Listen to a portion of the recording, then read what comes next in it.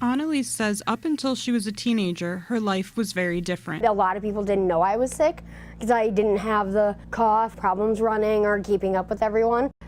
Probably like 7th or 8th grade, that's when I started getting hospitalized. It was like once a year hospital stay, twice a year, 3 times a year, on 16 pills twice a day, shots. Living with cystic fibrosis has impacted the way she sees the world.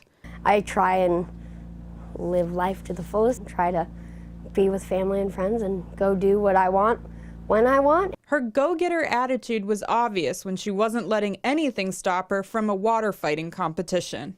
I was on the oxygen, but I was able to stay off of it for like an hour or so. So I got on my fire gear and I went to water fights and cranked up my oxygen, really sucked it in, which probably didn't make any difference, but it made me feel better. And then I went, water fought for, stood there for 2 minutes holding this super heavy hose, squirting the water, really lightheaded, went back to the oxygen, and I was good, but I still got to do it. Cystic fibrosis is a progressive disease, and Analiese says she was able to manage her life by doing things at her own pace until she got the flu last year. Now basic tasks are exhausting.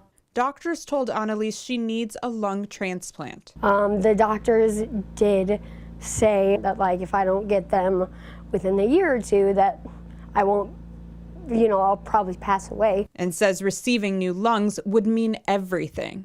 It's going to give me my life back. And that's what I'm only 19, so I'd really like to. She says that doctors told her the number of people who smoke makes finding a compatible lung harder to find. There could be somebody out there, in the hospital waiting for lungs, on a ventilator, and I'm here at home waiting for lungs with my family. So it could be worse. So where does this 19-year-old get her strength from? My parents. And what is she looking forward to doing the most when she gets her new lungs? One of my top 5 things is being able to open the windows.